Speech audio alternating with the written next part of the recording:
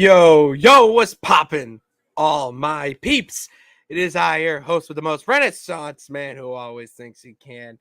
And champion of the peeps, Patty Pitts, back in the yard of streams for another episode of Pitts and Sara's Wrestling Show, where we take no nights off. And as I mentioned, you can't have Pitts and Sara's Wrestling Show without the best of the West. You can't forget about Sara Marshall. What's poppin', girl? Hey, yo. Hey, bae. And that was to Scott, not you. Sorry. I get it. Okay. I get it. I'm not trying to start any more speculation. Oh my God, the speculation is out of control. Are you guys dating? Oh my God. I forgot to tell you. I was talking to my therapist and I was just telling her, like, you know, that we just got monetized. We hit 1,000, whatever. And she asked me, she's like, have you guys ever like explored like being in a relationship? And I was like, no. No. Don't say it like with such authority though. It's not that. I don't have time for it. I don't even have time for myself. I barely have a relationship with myself. I have I have a toxic relationship with myself. Never mind. Like, I really do. No, I'm not. I'm saying that about myself also. Yeah, and exactly why we no need one to figure out hates me our more own. than me. No one hates me. Why are you saying it like a cheetah girl? Just like, I don't know. I just thought that was funnier. No, it was funnier. It was, yeah. Okay, so we're back. All right, Pitts and Sara's Wrestling Show is back. It's another week of wrestling, you know, as we do on the Thursday show. It's not just Raw. It's not just SmackDown. We got the whole hodgepodge in here. We're talking everything from news of the week, speculations, and a fun little thing to end the show that I'm going to tease throughout the show. We want to hear from you. A question, or if you want us to answer, a certain thing, category thing, whatever. Any question you have, Sara and I will answer in a new segment here from the peeps. Wrestling related question. Yeah, wrestling related, to stick with it. If you have like the off color questions, or not dope, that's the wrong word. Off topic, thank you, not off color. Off topic questions. Well, obviously, when we hear from you guys throughout the show, but for this segment, wrestling question, anything, nothing is off the table for a wrestling question for this segment. So that's the first time I'll tease it, and we'll tease it throughout. So, Sara, I'm kind of just rambling here. All right, we're rambling, peeps. Let's just get right back on track with the first segment of the episode. Don't be a lemon, be a rosebud. Don't be a lemon, Sara. Be a rosebud. It is time for Pitts and Sara's Rosebud of the Week. I've been rambling on here, my royal rambling. Sara, what is the best thing you saw in wrestling this week? I would say, I think something that is kind of flying under the radar a bit about Halloween Havoc, because, there's a lot of things we're going to talk about it as well. But something that people are kind of forgetting about is there were 6 women's matches on the card. That was very exciting to me because, the state of the women's division, or, just women's wrestling in general, seems to always be a topic of conversation, no matter what company you're talking about. I mean, we know how many times people have mentioned it when we're streaming, or even comments that I receive about AEW's women's division. Not so much about WWE, more so we've talked about it when it came to like the tag teams and whatever. But I thought it was really cool that it was the first night of Halloween Havoc, and they were like, yeah, we're going to go with 6 women's matches. And it's like, okay, yeah. That is really cool, because I don't even know the last time that we saw an episode of Raw or SmackDown that had a majority of women's matches and or segments, so everyone wants to give credit to HBK, which he certainly deserves. I mean, you see all the memes of him in a chef hat. He's cooking down in NXT. So that just got me, really excited about the future of the women's division in WWE because they don't feature you in that way for no reason, So Agreed. I had to make sure that I mentioned that because, like I said, it's kind of flying under the radar. I don't feel like I've seen that many people talking about it, but I think it deserves to be talked about. Absolutely deserves to be talked about. And it wasn't just having 6 women's matches to have 6 women's matches. There was meaning to a lot of them. Yeah. There was meaning to them. They were lengthy. They got, they delivered the stipulations. I mean, even the lights out match, which could have been really gimmicky and bad.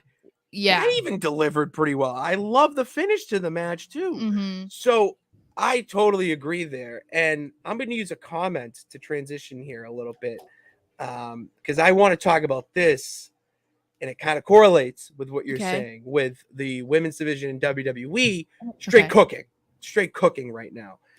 Richard agreed with us, Becky and Lyra, but then Sheeta and Ruby's match on AEW was Was that the one when Ruby tried to act like she got sprayed in the face with spray paint? Mm-hmm. Yeah. Okay, so I didn't see that match. I saw that clip.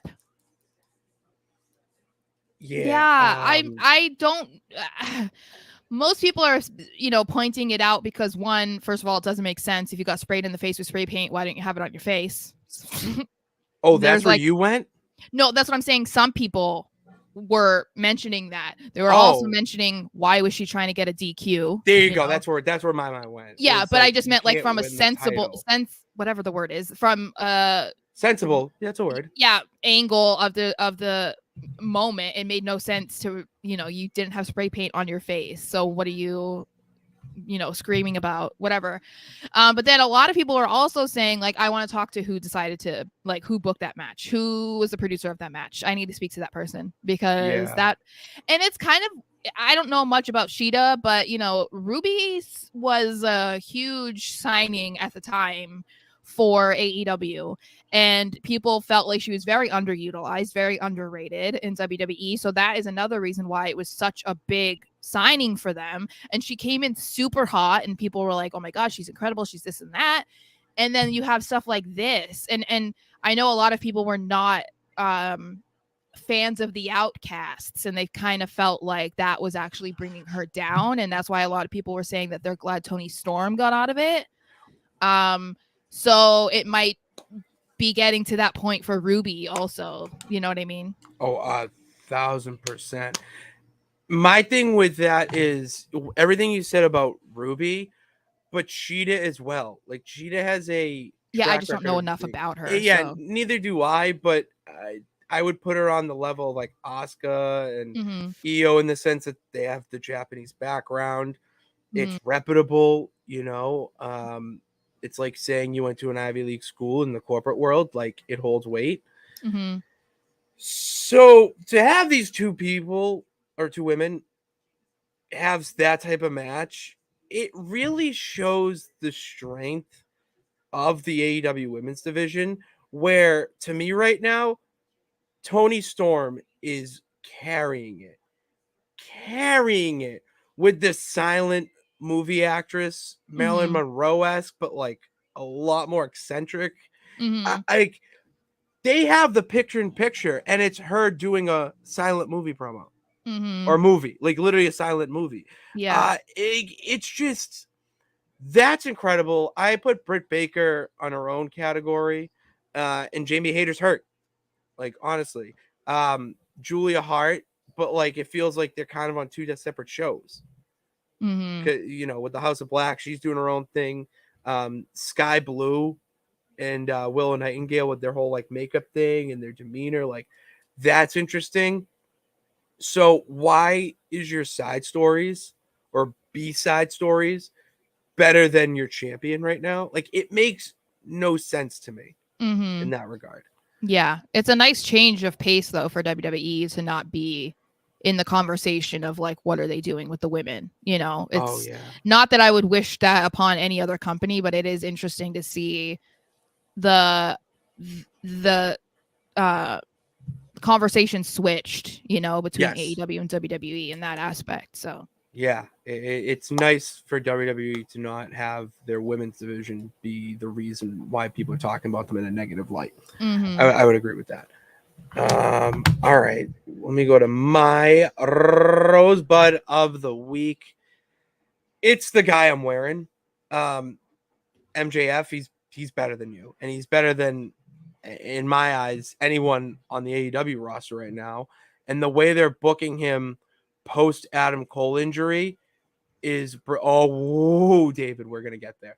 I mean, you have an angle that is so red hot, and if someone dumped a whole bucket of water, maybe a tub of water on it, and he's just rising like the phoenix from it, and Mm-hmm. putting on multiple rivalries and storylines, and low-key having them intertwine, and doing it in an intelligent way where it doesn't feel forced.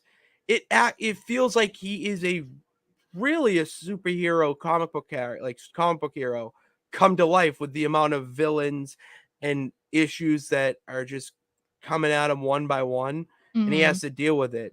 And then the whole fact of like the whole Roderick Strong, how he's trying to be friends with him to try to get back at it, like that is the best, and that's not even the I want to say that's the best storyline right now in AEW, but anything Christian Cage is doing is Oh kind of my electric. God. It's I what? just know I saw something that he said on Dynamite. Oh, if God was real, then Yeah. Ric Flair would have died 20 years ago. Yeah. That man. It's what's crazy to me about Christian is just like, I know some of it like that I feel like would not fly in WWE, which to an extent I get it, especially because I think WWE is more kid friendly, or they've been trying to be a little bit more kid friendly than AEW. But it is crazy to think about how long he was in WWE and you never saw him at this level. Like, even if he were a heel, he was never that visceral. He was never that evil. And so it's crazy to be like, oh, like this is what he was in there that whole time. And you just chose to not let it shine. And he's not even the most evil heel on the roster. Yeah. Swerve Strickland breaking into Christian Cage's house, or Adam Hangman Page's house, and just standing over his infant cutting a promo. And then raped his t-shirt. Like, AEW is cooking with the heels, which that could be another question. To answer is who is the best heel in wrestling right now, which a question like that, and ask it right now, peeps. Teasing a fun debut segment in the 3 count. So, let's get those questions in and hopefully you get chosen. But no, any wrestling question that you want to ask us. Yeah, your wrestling related question we'll answer at the end. Just want to put that out there now. But like a good one. Like we want to be impressed. All right. But the MJF, every week I just go back and forth between the MJF segment and Christian Cage as my rosebud. But goddamn, Swerve Strickland too. I mean, AEW is cooking too in a different way. Like, wrestling is so back. That might be my rosebud. Is that wrestling is so back. I like that MJF has an AEW title direction with Cole. It felt like the ROH tag titles with a focus. Now MJF is purely the main title, and 3 people wanted to face him. Which that, like, real life, you have multiple people in multiple aspects of their own career wanting a shot at the title. Samoa Joe wants a rematch. You have Wardlow, who was your old best buddy turned foe, who beat you, and you took everything from him. And then you have Jay White of the hottest heel faction right now in the Bang Bang Gang. And he's calling it the Triple B, the Bang Bang Belt. Oh my God, it's so good.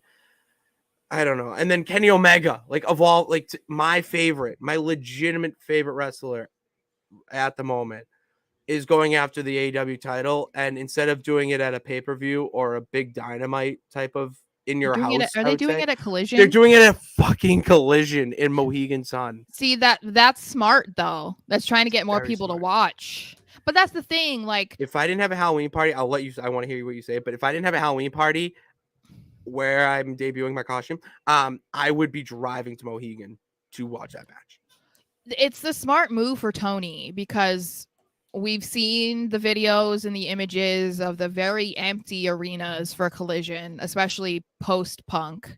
So I get what the whole thing was supposed to be. You know, it was like almost supposed to be like an alternative of the alternative. You know what I mean? Like it was supposed to be their other show that was meant for certain people, blah, blah, blah, blah. But they do have to draw people in to want to watch. And so putting big matches like that on it kind of sporadically is smart because then people are going to be like, oh, wait, no, I should keep watching this because I don't know what's going to happen next week or whatever, or who's going to show up, whatever. Like they just have to do something to intrigue people enough to want to watch it instead of thinking it's just a joke and a waste of time, you know? Exactly. Like why for so long I've been home here and I'll just be like, I'll watch Collision before football. You know, I'll tune in, catch the highlights. I have something of social importance that I have to go to. And if the party is a dud or if no one's feeling Patty Pitts, I might go in the other room and turn on wrestling. Like it's at that point in life right now, which is wrestling's so back, Sarah. It's so back. That's my rosebud. Wrestling is so back. And then I'll get to this comment before we get into our lemons. WWE has amazing baby faces and AEW has great heels. Oh my God, the heels are incredible. Well, and that's why I hope that we get to a point where WWE can have like equal heels. I think that there's always going to be a layer to the AEW guys that WWE won't ever reach, and that's partially because of the censoring, you know, which makes more sense that WWE is going to do that given who their sponsors are, who their audience predominantly is, you know, in the direction that they're trying to go, where AEW is trying to establish themselves as the alternative, the edgier of the two. So it makes sense, but it would be nice to have that type of person to go, like, for me to cheer for, you know, because most of the time that's who I want to cheer for. Could you imagine Christian Cage cutting like a promo, an AEW promo in WWE right now, and just the camera panning to a kid dressed up in like full John Cena gear? I know, like crying, you know, like that would, just crazy. That'd be an all-time pan. Oh man, I just got that like mental image and like, oh yeah. All right, you tell me what the worst thing you saw was in wrestling before I have a laughing attack here. It's funny. I'm like, I don't really know. I mean, other than the obvious, you know, like I wasn't thrilled about Giovanni Vinci losing.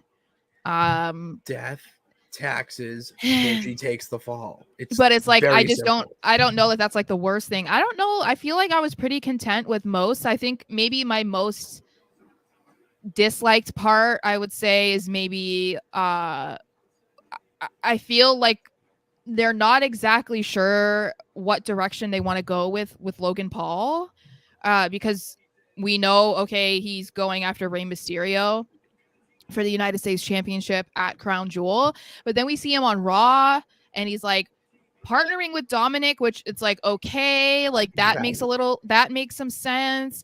But then they were kind of teasing like a partnership, which I'm like, okay, but then we're reigniting this feud with Ricochet that never finished. So I felt like there was just a lot going on with Logan that's just a little bit confusing.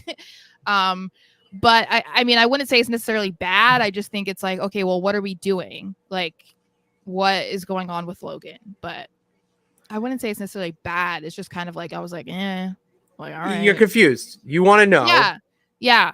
Because I think that it's kind of silly. You know, I mean, for the most part, I think a lot of people do believe that Logan might win, which is great if he doesn't win, especially that we feel like he might be able to win. But the part that I think is weird is like, okay, well, why aren't you going full in on that angle instead of then bringing back the you know, revisiting the Ricochet stuff? Because I wouldn't be surprised if they're bringing that up and then we're not going to see it again for like a couple months, just like we didn't see it since SummerSlam. And so it just seems kind of silly to have this like whole segment with Ricochet and Sam on Raw if it's possibly going to be something that they don't even go ahead with anymore. Especially if he wins, he's going to be staying on SmackDown. So what's the point of having a potential feud again on Raw? Like, If it's just he weird. Fucking wins. Dude. I kind of want it for the chaos factor, and it No. would be not. It'd be a better celebrity holding a title than David Arquette. So I mean, Yeah, but that's also talking about something from like 20 years ago. So but it's like I would say it's similar in the sense that somebody coming over who's not a wrestler winning a title, but it's the US title, and they're doing it more of a strategic marketing, not just to promote one thing. I think it's smart in that sense. And like, what else is the US title doing right now? It has more weight with my Patriots show logo taped over it on my shoulder than it does on SmackDown. I know, it's very weird. Like, Very weird. They should have did it so that Santos turned heel or something. We've been saying that for a long time. Or put the title on Santos. Or give it to LA Knight. He's too big for it. No, but I'm just saying, like, if you want to elevate the title, get it exciting again. You know, get people to want to see, you know, it defended and on TV every week. People would care about it if it was LA Knight. Yeah. So, all right, what's my lemon of the week? I don't want to say it because it wasn't Ric Flair. Yeah, but like it wasn't because I loved it. But like, does Ric Flair really need to be in All Elite Wrestling? Like, but the thing is like he's been there before, so I don't really understand why people are acting like so shocked. I'm like, are we forgetting about when he was around for Andrade? Like, what short-term memory? Like, no, I get that. It's just no, I'm saying not just you. I'm just saying, like, I saw people being like, oh, Ric Flair's All Elite, and I'm like, this isn't his first appearance. Like, I don't really understand. But I'd rather him be there than in WWE. So see, I get that. I that's true.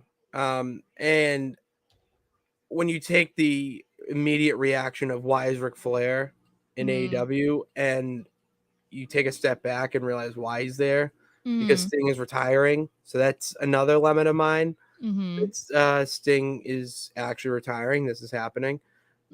So I get that is oldest and I would say best rival. Back with him.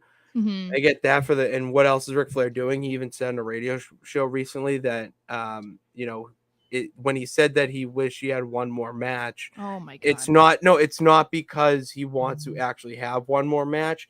He is just having that feeling of, oh my, I will never get back into the ring again after so long. And you have that itch, but it's more of an emotional itch rather than an actual.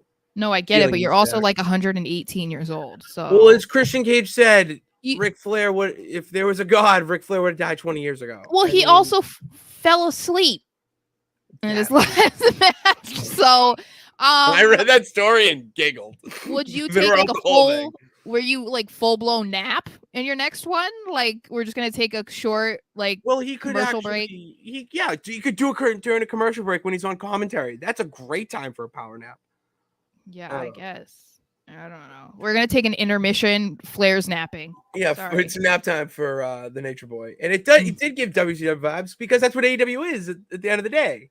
When you're the alternative to. All right, let's not pretend like they're even equivalent to WCW. Stop. No, I'm not saying equivalent. I'm saying it's the comparison equivalent. All right, whatever. All right, yeah. Are there any comments that we can get to? Because I saw there's a lot. There's a lot. I haven't read them, but I just saw there was a lot. Yeah. I'm trying to get to ones that kind of make sense here. Yeah, David, Swerve's best thing was getting released by WWE. I'm sorry, but even under Triple H direction nowadays, I don't think Swerve would be at the top of his game as he is now. I couldn't agree more. He was in Hit Row, right? Yes. Yeah. Yes. Well, Hit Row is dead, so looks like he won. Yeah. Oh my. Yeah. Yeah. Like literally. Yeah. Yeah. Main Event Pro. What is up? What's going on, Main Event Pro? Great to see you back. And him saying, well, maybe not after maybe.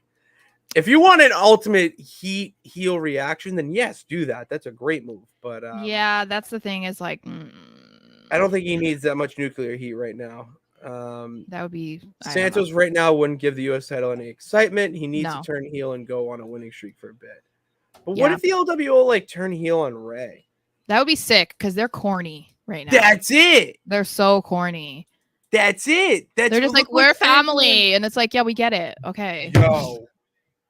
They should have been a heel faction to begin with anyway. Yo, what if the Angel and what's his face are rare? Oh, I forget their names, but the tag team in NXT, they were the Oh yeah, Garza, the Garzas. They're not Garzas, but one of them's Garza. Angel Garza. Yeah, whatever. But isn't it like Humberto or something? Humberto, yeah, that's the other guy. Yeah, Humberto and Garza. Yes, thank you. I'm glad we thought that out. What if you brought them up? They make me feel weird. But their new direction with, fighting for their family's honor and honoring their grandpa's legacy, whatnot. They could bring that up to the LWO. Ray's doing that, but no one's taking them serious because Ray's a legend. So then they all turn on Ray, and the LWO basically become Legado Fantasma. What if Carlito is the one that leads them to all turn on Ray and make him the leader of the LWO? And they spit in the face of Ray, who does not want to be cool. Mm-hmm. Yeah. It'll be like Judgment Day all over again. Kick Edge to the curb. Just bring in Carlito instead. Yeah, but I don't want Ray to go to AEW. That's definitely a lot. He wouldn't go to AEW. Come on now. People forget. Fun facts there. Did you know this? That Rey Mysterio appeared in the first All In or All Out, whatever the first one was. Yeah, he wasn't signed by WWE at the time, wasn't he not? So he's been in the same ring as. But that was also, you have to remember, the very first one, people thought it was going to be a one-off show. They didn't know that it was going to become a whole company. They were just like, oh, it's like we're just bringing all these indie people together because it's going to be such a great show. And then it became a company. It was. So anyway. What else is here before we go into the news? Yeah, I agree with that, Richard. I did see something about if Omega beats MJF, I won't be happy. Me either, Ashton. He's got to beat the record. I'm sorry, but MJF has to beat the record. That stare down in promo was incredible, and from an aesthetic point of view, with Omega's Titantron background, it had with that in the background as the stare down, it really made it feel like a main event, WrestleMania type main event match. Mm-hmm. Oh, I'm excited. I can't believe I'm saying this. I am excited for Collision. Wow. And that is a great way to go into what the fuck is going on. Pitts is excited for Collision. Well, I'm excited for a lot of things because wrestling is back. We have great news to talk about. We have rumors to talk about and questions to answer, which you can ask that question. Okay. End of the show, debut of a new segment to end the 3 count that we're going to incorporate every week, hopefully, but we need your interaction, questions, and all that. And even if you ask it now, we'll scroll up. I have to look for it. I love going to find shit because I'm losing stuff all the time, like my mind, which, yeah, you know what? I don't have a catchy transition for that. I'm not going to lie there. So let's kick things off with Halloween Havoc. All right. I loved Halloween Havoc, the night one. I especially like that they're doing 2 nights of it, especially with Halloween falling on Halloween this year, literally Halloween. So, night one was great, and it had a lot of people talking about this question. Sarah, who attacked Trick? It has to be Mello, right? Especially because then Mello is like, I'm gonna dedicate my title match against Ilya to Trick. I'm like, oh, honey, you are going straight evil, aren't you? You know, I saw a rumor. What? Go. I was gonna say that just feels like the oldest trick in the book. You know what I mean? To try and be all like, oh yeah, no, like, oh, I feel so sad about this. I can't believe this happened to him. He's my best friend, and it's like, I'm gonna dedicate this one to you. And it's like, yeah, okay, you're trying to make yourself look innocent, but you're not. You're not, little Mello. No, that is very evil. I saw a theory online that it could be Wesley have not seen Wesley in some time. Since Braun broke his head. That's Oh Von no, not Wagner. Wesley. Sorry, thinking. That's Yeah, Von yeah, yeah. Wagner. That is true since he lost the title, basically. And there's a backstage promo of the Trick and Mello in the locker room, and Wesley's cleaning out his locker room, and he's listening to the conversation about, you know, Trick wanting to get to that next title picture, but not wanting to step on Mello's spotlight because he wants, you know, both of them to have titles and run NXT. Yeah. Wesley was the ultimate babyface, and he kind of showed signs of like being a heel with his aggression and anger after losing the North American Championship to Dom in the fashion that he did. So why not frame Mello? Why not just take out Trick? I am kind of on the same boat that it is Mello. Wrestling repeats itself. Shawn Michaels is the booker and Triple H runs the company. Follow the buzzards, really. Well, but for, you know, conversation purposes and a swerve, it could be a nice swerve. Well, and what's interesting to think about too is like, I mean, it's been rumored that Mello was going to be one of the ones called up to the main roster fairly soon. I mean, it's been for months. People thought that once he lost the title, that meant that he was going. Same thing that happened with Braun Breaker. People thought that was happening, and then it didn't happen. So it would be kind of interesting to think of that. If that is what ends up happening, I wouldn't have anticipated a heel Carmelo Hayes on the main roster. But what if he's not a heel just yet? What if he comes in as a baby face? But I just mean if they're going to have him be the guy that attacked his best friend, I mean, that's not being a good guy. So that's what I mean.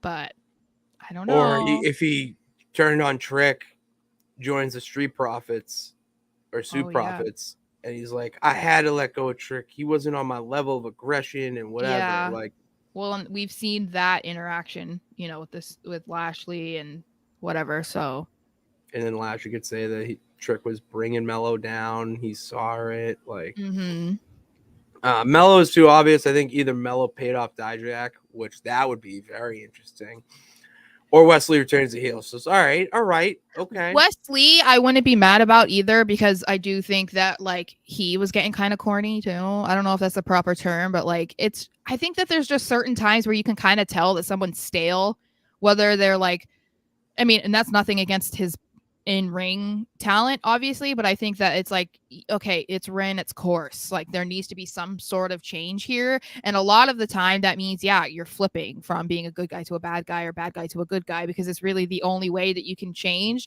Other than I think when you're a heel, you kind of have more options because being bad, there's so many levels to being bad, where being good is just kind of always like, I'm a good guy, you know, like there's not really anything else you can do. And I wouldn't be surprised if that is the direction too, because I feel like they might be trying to get to a point where they don't have roster call-ups until the draft. Like, what if they do that instead of having the like random call-ups throughout the year or something? Maybe they wait until the draft to actually do the NXT call-ups. And if that's the case, then we don't have to worry about what Mello is doing right now, because in 6 months when they have the draft, it's not going to be relevant. You know what I mean? Yeah, I agree. It's just weird. It makes NXT very interesting next week. I'll tell you that. Yeah. Like, what if Trick comes out in an ambulance or something during the match and like attacks Mello? It's like the Usos versus each other, you know? It's like at that same level too. Like you never thought it was something that you were going to see, but now you might actually see it. Yeah.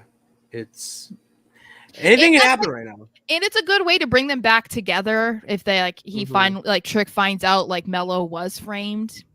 You know, I think that like what Richard said, it's like it seems too obvious that it would be Mello because we have seen it so many times in WWE. So it would be nice to kind of make it almost like a crime show, you know, like of Clue. It's like, okay, you know, bring back WWE Investigates. Yeah, it just makes it a lot more interesting. You know, very unexpected, even though we're talking about it.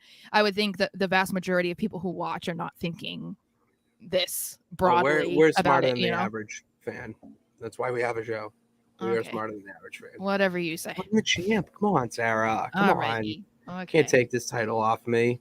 Alrighty. That's fine. Whatever. Call me the travel chief. No. Sorry, no. You said that so emphatically, like I will never. No. Acknowledge me, Sarah. No, that's disgusting. Stop it. No. So yeah, moving on. Lyra beats Becky in the main event of night 1 of Halloween Havoc in a very clean fashion with a great counter maneuver. It was awesome. I was saying this, and I'll get into my like big argument later. The one that could, I wouldn't say get me canceled, but I think it would get me roasted. Roasted, yes. But Canceled. I think that people are not giving Becky enough credit for how good of a year she has had as far as matches goes. I feel like, you know, we've talked about the 4 horsewomen, and it kind of feels like Becky and Bayley were always the more forgotten of the 4. You know, especially because in Becky's case, it was like it took her a little bit longer to get to that ascent that Sasha and Charlotte got to so much quicker. Bayley was just being held back by basically her gimmick. I think that's why people like it took her a little bit longer too, because she wasn't able to do a lot of things, even though she was incredible in the ring as far as like character development and whatever storylines went. It wasn't the same. But I think with Becky, people are just not like, she's gone so underrated this year. Like we were talking before we went live that we can name at least 3 matches that happened in like the last 3 months that could be some of the best matches of the entire year in WWE, and they all involve Becky. That's incredible. It's like I feel like not enough people are talking about this era of Becky Lynch, you know, like I don't know. I just think that the Queen deserves a little bit more credit for what she's been doing recently. Absolutely. I agree with that. I mean, and the way she's doing it too is it's not just banger matches with like a Rhea Ripley. Right. Or, yeah. You know, Asuka. Yeah. Or Bianca. You know? Like other top talent that are, yeah.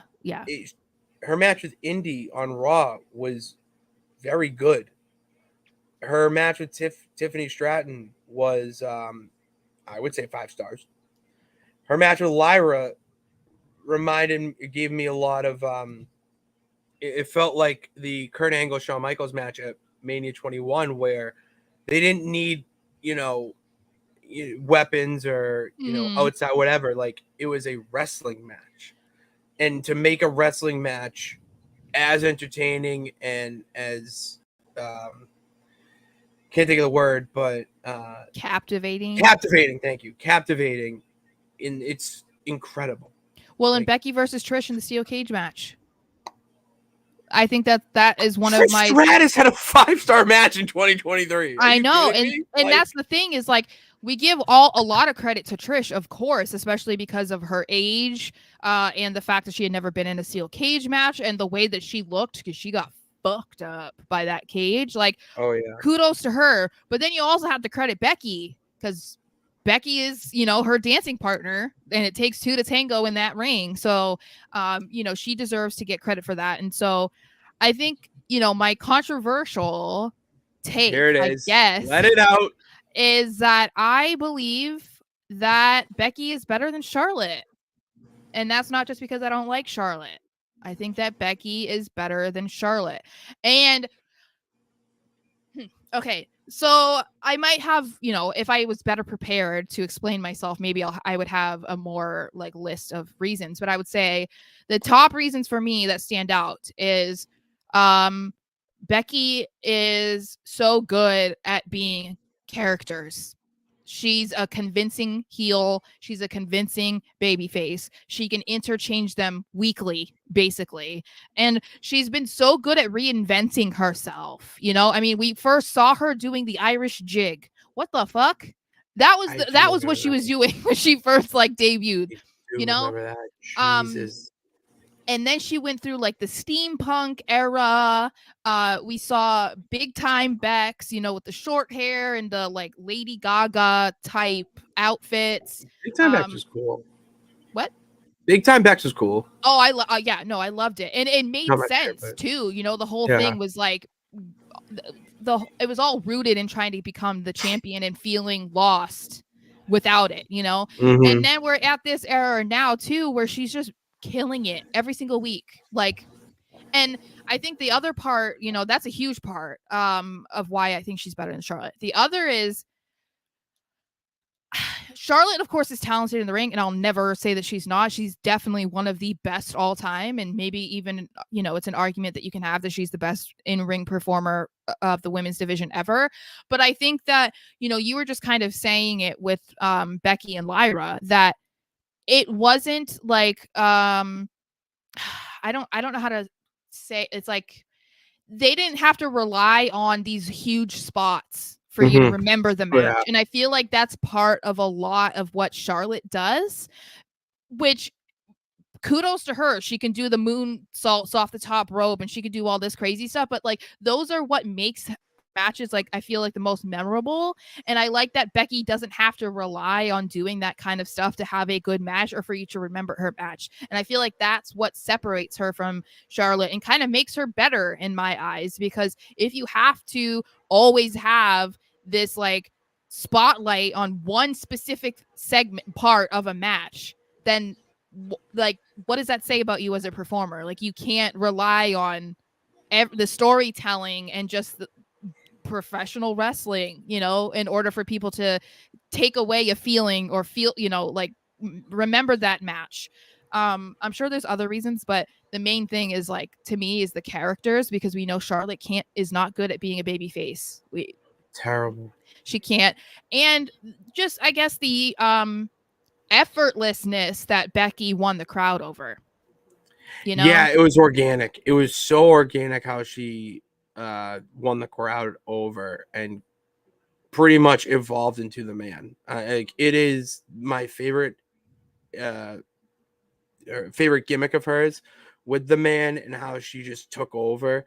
That and is then, like her incredible. Stone Cold moment, yeah, like that's why it felt like she was Stone Cold the women's division, which they absolutely needed someone like that at that time to elevate the women's division. So badass. And then if we want to add another layer, because just thought about it, there you go, her run with the NXT women's title, she didn't give a single fuck that she didn't win the title before she came up to the main roster. Do you think Charlotte would have cared? Absolutely. Yeah. Do you also think that Charlotte would go on a run similar to what Becky was just doing, where she was like wrestling with the, lower card girls that people don't really know who they are, trying to help put them on the map? Matches. So that's what I mean. Like, I think the difference is too, is Becky is, and like this maybe is the controversial part, Charlotte always strikes me as someone who's in business for herself. Maybe she's not, but that's just how it feels, because it always feels like Charlotte puts Charlotte first. And I know that in wrestling you have to do that, but at the same time, the whole point is putting on a show, and sometimes you have to put the other person over. I think like this, I'm telling you, because of my love for Scott Hall, listening to everything that he said. Dude never won the world title. And you know why? Because he didn't give a shit. Because if he was able to put another guy over, that was like, okay, a job well done. I did what I'm supposed to do, because that's part of professional wrestling. It's like, you're supposed to want to succeed yourself, but then you also want to be involved in someone else's success too, because that's what you do, And so I have to credit Becky for that, because she and the matches that she had were great with Tegan, with Indy, with Tiffany, with Lyra. Like, the Lyra match is the best one out of all. Yeah, they were all fantastic, and I just don't see that being something that Charlotte would have done. And I like that she dropped it to Lyra, not only for the fact of, the history they have between them and whatnot, but Lyra needed to be the next NXT champion. When she came in from NXT UK and they gave her that vignette, whatnot, I'm like, all right, I don't know who this person is, but I feel like I should. And if someone gives you that reaction off a vignette, that's a future world champion. Yeah. And the way the women's division is going, she can put on unreal matches with like Tiffany Stratton, Kiana James, maybe Roxanne Perez gets another shot at the title. And, and you could do a face because Lyra could kind of do a heel thing, kind of teased it already. Or what if Jade saw that match and went, Becky, I'm going to put you on hold. I want some gold of my own to go on my gold dress. Well, and that's the thing too. Like, they teased Jade in NXT again. They also teased Jade versus Becky now that Becky is going to be solely on Raw. So that would be awesome too. And what would that say about Becky if Jade goes against Becky first? Jade probably has her pick of whoever. She has the pick of the litter. Who do you want to go for first? If she picks Becky, what does that say about Becky? I agree. I will play devil's advocate here and say, what if they threw Becky at her first because they would rather Jade versus Charlotte at WrestleMania and there wouldn't be enough time? I just mean like if out of all of the people that she could go against, going against Becky first is big, because like I said, she could automatically go to the title picture. Why not go against Rhea? Why not go against Io? Why not go against Bianca? Like, if you want to hold off on the Charlotte thing, there's other people she can go after. But if she went after Becky, I feel like that means that Becky is held in a higher regard than people want to give her credit for. Agreed. Absolutely agree. All right. What is let me see if there's any comments here. Oh, Old Man Mob is here. How we doing? Hey, good to see you. I just noticed him on Twitter too. He answered me. I know I could be kind of bad about responding to people, but sometimes it's because I get so many responses that I read them and then I'm like, oh, well, I'll answer later. And then I never do because I forget. But yeah. Lexus King. I'm obsessed. Some may know him as Pillman Jr. He said that he's dead. So okay.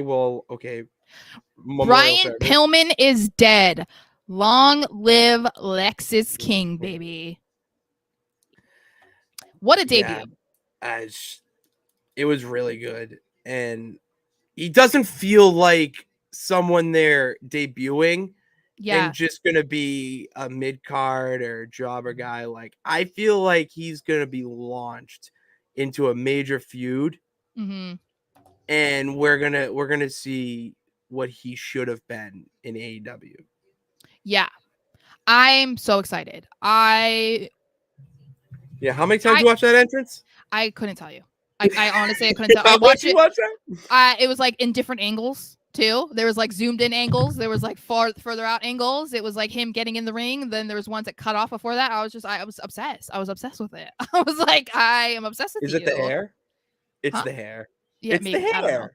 But I don't know like a ton about like his dad or anything. I know the history and like how he passed away and when he was really young, blah blah blah blah, and like some of the drama in the family. So it's not like I'm like, oh my god, this is Pillman Jr. I'm so excited. Like that's not something here for me. But yeah, so I loved how the vignettes that they showed of him.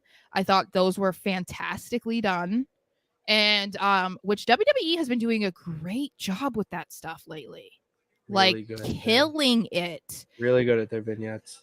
So I loved that. I loved the like slide in of the throne. I loved his music. I loved his presentation. I just loved all of it. It just got me excited, and I think sometimes they will show vignettes or like hype somebody up. And then once you actually get to the point of seeing them on TV, it kind of falls flat. Mm-hmm. And I don't feel that way with him. So I'm excited to see what they do with him, especially, we've talked so much about how great Shawn Michaels has been doing. I feel like he's in NXT at the right time. If this were a year ago, I'd be a little concerned, but I think he's there at the perfect time. Now, Old Man Mob says that he needs a better finisher. Is it the one through the ropes? Yeah, through the ropes neck breaker, which I liked it. I loved it too. The only thing I could say is make that be a signature, his finisher now, and a finisher in his repertoire. But when he starts to evolve and find himself, maybe add a finisher that you can do in the middle of the ring that you don't need ropes. Just because you never know. You know, you Mhm. got to kind of have both. Well, One that works. because I think there's certain ones where it is very specific, like the 619, it's like Yeah. you have to have that person in that position in order for it to happen. So yeah, it can be kind of limiting in that way, or you can tell that it's coming, like, oh, they're fighting near the ropes. Okay. Oh. Like, that it's coming. So I can agree to that. I do think it's a sweet move though. But yeah, it's not a bad idea for them to figure something out eventually. Let's keep pushing because we got a lot. I know we got a lot to talk about. We're running. What about Lana? Lana being the wise woman of AEW. It was reported that Lana said she aspires to be the next Paul Heyman, which at first hearing or seeing of the news, you probably laugh at it. But she was a fantastic manager for Rusev during his whole Bulgarian Brute run with the U.S. title and whatnot, the anti-America. I believe that if she's serious about this, like really serious, and not just saying this for clicks. Yeah. I'm not going to say she should be a Paul Heyman, but she'll definitely be someone we talk about in years to come when we do have our own weekly show, like a Busted Open. I think, like you said, when we first heard it, and I even laughed about it because I was like, girl, bye. Yeah. Like, but I think that it's kind of just like anybody else, like if you're going into the NBA, people are going to be like, I want to be the next Jordan. I want to be the next LeBron. Quarterbacks are going to say they want to be the next Tom Brady. Maybe even wrestlers, they want to be the next Rock, So it's like, to that degree, I get it. She's just picking who in her eyes and who in a lot of people's eyes would say is the best manager, especially, I guess, of this generation, or if you want to say ever. So, I think it's better for her to say something like that than to be like, oh, I want to be the next, like, I don't know, Nikki Bella as the manager. You know what I mean? Something like just, when she was a manager and doing the backstage stuff. Like, but then people would be like, what? Like, what? You froze. You have frozen. Hopefully we get you back because I can't hear a word you're saying. Mm-hmm. Oh, we got 10. Okay.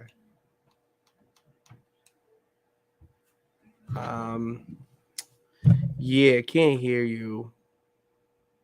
Let me hold on here. Technical difficulties. All right. Okay. Keep the show rolling here. I don't want to like talk because I don't know if she's frozen on everyone's end. Well, she's gone, so I'm gonna keep the show rolling here. Yeah, I don't know what Sarah said before that, but to kind of build on that, Lana has the ability to be that great manager. Obviously, what I said with Rusev and whatnot, but when she's been on camera recently, and especially, Sarah's internet just went out, so that's cool. We'll hold down the fort. Okay, all right. So I'll hold down the fort. Yeah. So if you watch her stuff on Collision when she came back, um, she was very believable, and it really felt like she was, going into that role of trying to be, that on-screen manager and trying to find that next big star that could elevate her and whatnot. And it, to be honest, too, kind of felt like she might be grooming or trying to find Miro's next opponent or next big feud. So, to me, that's very interesting in a way because you have the story of Rusev and Lana.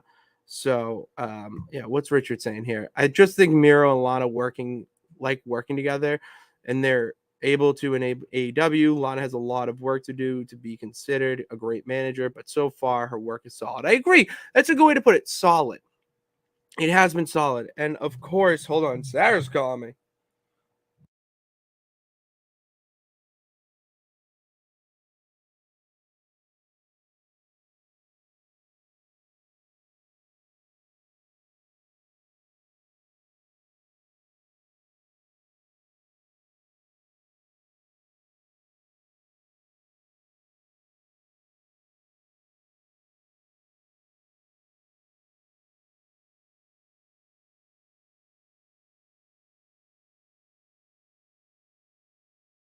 Update. Sarah has no idea when the internet's going to come back, but the champ keeps the show rolling. So I'm just going to give my thoughts, and then we won't do the 3 count because if for some reason we have to, stop, or she doesn't come back, then I'm going to save the 3 count for her tomorrow. We'll go live tomorrow before I go live on the Gillette Gazette on Stadium Rant YouTube. Go check that out as well. Not only subscribe here, but I'm also on another YouTube channel, Stadium Rant, where I do the Gillette Gazette. So I'm the champ of the Patriot Peeps. So go check that out. All right. But not right now, because I'm still talking about wrestling, because I want to talk about what's been going on. And, circling back, they like working together because they're a married couple. Not a lot of married people could work together and have fun doing it. So the fact that they're able to and have a love for not only themselves but the business, it adds that other element that's really special. And we couldn't find a better company to do it under with Tony Khan, who is an incredible people owner, owner of the people. I don't know how to say that without sounding just awkward. So moving on. I'll save. All right, so we'll do 1, 2, and 3 because I'm excited. I'll save the international WWE international talk for Sarah. I'll also save Will Ospreay for Sarah because I know she'll have thoughts on that, and I have more thoughts than her about these topics. So it was announced at Bound for Glory by Scott D'Amore that Impact is going back to being TNA. And I couldn't be more excited about this for the sheer fact that TNA had something special. And it was that alternative before AEW. And it was good. It was good wrestling. It was showcasing the guy that couldn't make it in WWE but could give him a championship. It was the places that legends came that they still felt they had enough left in the tank to go on some runs or whatever. And WWE just didn't see that. And to me, TNA was awesome. And Impact is a stupid name. I don't think, whatever. Point is, yeah, I'm excited for this, and it was announced that their first pay-per-view under TNA will be Hard to Kill. That's going to be an electric show, and I think I might start watching TNA again. If anyone in the comments watch TNA, let me know if I should, because I already follow the clips online. I know, Bully Ray's obviously the head honcho and whatnot. You have Tommy Dreamer there, which he cut an amazing promo. I forget the guy he's facing, but it was for the digital media title. It was he may not have in the ring, but his promo work is still top notch. And then you have what's his face? Kozlov. Thank you, Kozlov. Coming back. Oh, Sarah's back. Let's ride. Let's see how long this lasts. Let's see how long this lasts. Thank you. I was dying out here. I was just like rambling. I don't think I was making sense. Yeah, it's not easy. It's really not. Doing a stream by yourself. I know. I couldn't imagine anyone who does that. Thank you. Thank you. Arigato. Arigato. Take that back. That's my rosebud. Yeah. The workout routine. Drop the workout routine, bro. Oh, the goat Sarah is back. There we go. Thank you. Needed that. At least I feel appreciated somewhere. Okay. And that's on the internet. In certain places on the internet. Well, in the artist streams, you're always appreciated. Thank you. Thanks. All right. We'll talk. I was going to save 3 topics for you if you were like, yeah, we have no internet till tomorrow. So okay, we'll go back to this because I know you have a lot of thoughts on this. No, oh, you're gone. Okay. Oh, sweet. Yes. Can you hear me? Yeah. Okay. No, you froze for a second too. Oh my God. So I was like, oh, yep. See, it's happening. Remy. Maybe it's Remy. Maybe Remy is causing the outage. I don't know, man. All right, so give your thoughts about this. I've been talking way too long. You talk. The Bash of Berlin, right? Bash of Berlin. WWE is going to Germany in 2024, extending their international run, or going at it again. And it's also been teased that they might go to Paris as well. Reported by Sean Ross. I have a lot of feelings, but I know you do too. I am very excited because. Damn it. Review when they were in Rico, that was a fantastic pay-per-view. I would love to see them involve international pay-per-views again. I would love for that to happen, not just for the fans who don't get to experience it, obviously, as often as those of us in the United States. But it's such a different atmosphere for shows that I feel like it's so much more entertaining, even if you're not there, like you don't have to be live at these shows to feel like you're a part of it, because they're such great crowds. Mm-hmm. Like the energy is incredible. So, I think it's cool, especially because, Imperium. So I'm excited for those boys because they're in Germany right now and they're having a great time. So I love it. Oh my God, Remy. Remy's just causing Remy's going to be chaos. the death of me. Causing chaos. Ouch. Okay. Sorry. WWE going to Berlin and France next year, and they are great, Richard. Great. And they all spoke very highly of when they were in France, when they were in Paris earlier this year, like around the London show. So apparently they're a banger crowd too, and that's just exciting. It's so fun to watch those because, especially recently, there have been so many bad crowds. For terrible. Raw and SmackDown. So I'm like, yeah, let's do some more international ones because it's guaranteed to be a good show. Simply because of the crowd.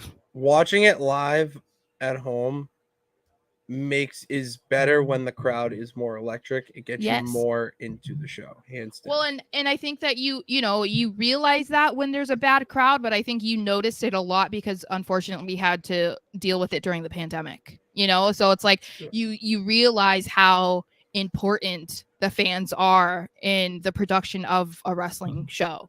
So it's great for them to be doing this because they don't get these shows often, and it's exciting for the fans at home to feel a part of it in that way too. Quick thought here. Do you have any thoughts about TNA being back? I love it.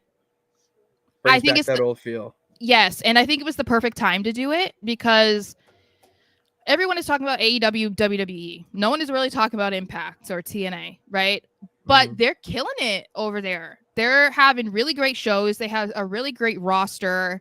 And I feel like this is like inserting themselves back into the mix. We're not only going to be talking about AEW and WWE when they're trending upward. And I think they're going to be involved in the conversation a lot more. Especially if they're going to be doing this like full rebranding kind of thing again. I wouldn't be surprised if they kind of go back to the way that the shows were at the height of TNA, the mid 2000s, 2010s. Like, that would be a sick decision. I'm excited. The Speedball Mike Bailey versus Will Ospreay match. The fact that I haven't gone and rewatched it, well, probably because I have to pay for it. I'm not paying for it right now. But that match was just the clips that I saw. That hidden blade that he hit on Mike Bailey was the hardest fucking hit I've ever seen. Holy shit! Like it just delivered that match.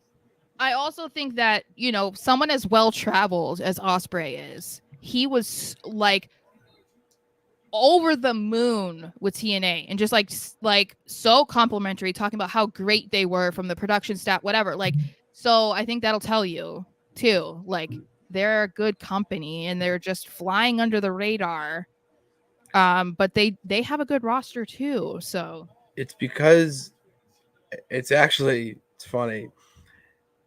We talk about how AEW doesn't sell out and they have low crowds and it's a bad thing. But Impact, TNA, if you look at their crowds, it's almost like they want them to be small. But they do. Yeah. They do because they'd rather the small and faithful. Yeah. And then make the show for television, for broadcast. Yeah. And that's where they get their fans. Well, and I think that's like how NXT is. It's a very small arena, but you feel part of the action no matter where you're sitting. And I feel like that is a completely different fan experience than, if you go to a WWE show, you can the performers can be the size of ants. That's how far up you can sit. You know what I mean? So it is kind of cool that TNA has been around for as long as it has been, but they've maintained that aspect of their shows. Oh, absolutely. Absolutely agree. And we're already talking about him, so let's talk about him more. Will Ospreay potentially going to WWE is reported that he is not out on the idea. He's not opposed to it as much as he used to be, which I love. And Why? And it's Why funny. do you think that is? Because I think he said that he's getting older, which I think is funny. I'm like, you're 30. Like, calm the fuck down. Like, you're not you're not that old. But I believe when I read what he was saying is that he's just, realizing that he's not going to be able to do this forever. And so kind of limiting himself to, oh, I'm never going to do that, or I don't ever want to do that, is kind of foolish, I guess, at this point in his career. Because I mean, you even said before when we were talking about it, like, he's talked about a Seth Rollins match. Like, okay, well, the only way to do that would be to go to WWE, because he's not in AEW, he's not in the Indies, he's not in TNA, like, you would have to go. And so I love that, because I think that would be just kind of like the final level for Ospreay. He's done everything but WWE. And as I said, WWE would just be brain dead if they honestly were like, no, we're not going to make this work for a guy who doesn't want to live in America. Yeah. No. Could you imagine you have to.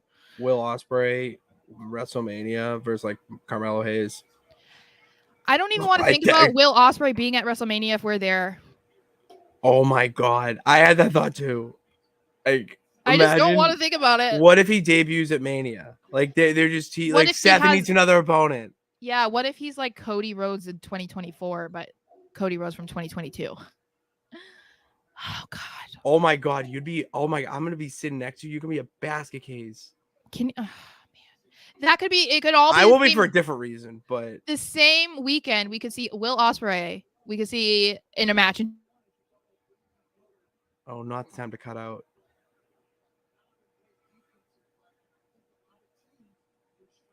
Oh, you got to be kidding me. We're so close to the end. We're so close to the end. You're frozen, Sara, come back. We have so much to talk about. Especially Will Ospreay. Oh. Go on, Aaron Hernandez. Damn it. Yep, there's the text. There's the text to confirm. And she's gone. Okay. Really only had one comment, and I'm thinking that since this was the second time, well, hearing from the peeps, it's absolutely not happening tonight. I'm sorry. I'm very upset about that. But let's get some comments here. Ospreay is hard to see in WWE unless they give him a great contract, which is hard because you won't be the same type of investment like in TNA or AEW. The main roster audience won't care about him. I disagree. I disagree with that. Strictly because he's one of the few guys that if he comes over to WWE, he's like a Cody Rhodes level of impact, like right away. And it's because he's already been in the ring with Kenny Omega, Chris Jericho, Takeshita. I'm missing Okada. How can I forget the man who main evented Dynamite last night and pretty much the next Inoki on the celebrity status in Japan. I believe that Will Ospreay comes to WWE. He's treated very similarly to a Jade Cargill.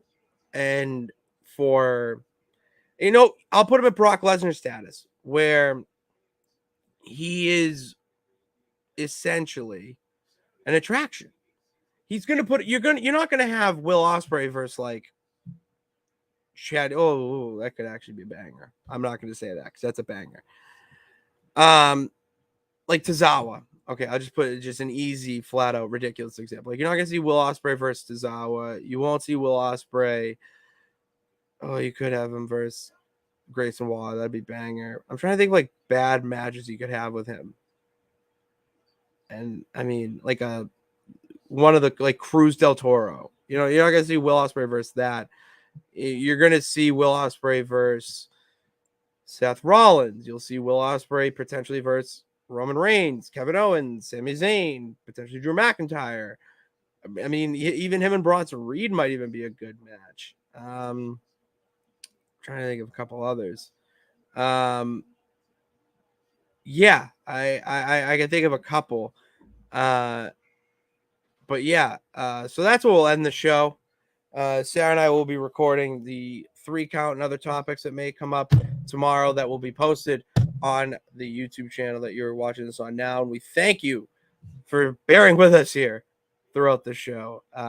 You know, internet sucks sometimes. Wi-Fi is crappy. It's the world we live in. You just got to roll with the punches. And that's why you got to subscribe. Because if shit like this happens, well, the champ and Sarah, we take no nights off. We're going to be back. We're just going to find a different way to bring it to you. Because that's what we do. We constantly are going to bring the content to the peeps because you are what matters the most. Just like to the wrestlers, you can't have fans. You can't be doing this. I mean, wrestling content creation wise without you peeps. So we'll be getting that to you. We'll post, record it, post that stuff tomorrow. Sarah's at Spectrum Wi-Fi. Happens to me all the time. Luckily, I got Xfinity with me too. With me behind me. It's actually my router's like right there behind my signed jersey. So you know, yeah, that's all we got right now. We'll be recording the rest tomorrow. Check out if you're a Patriots or a football fan. I just went live for my fake Patriots team that I created, where I pretty much run the Patriots and see how that team is. It's pretty realistic with some nonsense glitches to it because it's on the Nonsense Sports Network, twitch.tv/Nonsense Sports Network, where I stream the Patriots, fake Patriots team called the Militia. We have the NWF, which is my Sara and I's wrestling promotion. As I said, I've been wicked busy lately, swimming with the fishes. So we have our first pay-per-view coming up. We just got to make it happen. I wish you were in the pads. Yeah, you're damn right. If you tune into the stream, you see the trades I made at the trade deadline? Yeah. They were incredible. Somewhat, I mean, just go see, okay? Just go check it out. Nonsense Sports Network. And then follow me on Twitter at Pat_Pits. Follow Sarah on Twitter at SMarchXO. And then everywhere else too, TikTok and whatnot. And tell your friends about us. We'll be back. Yeah, you damn right I cooked. Damn fucking.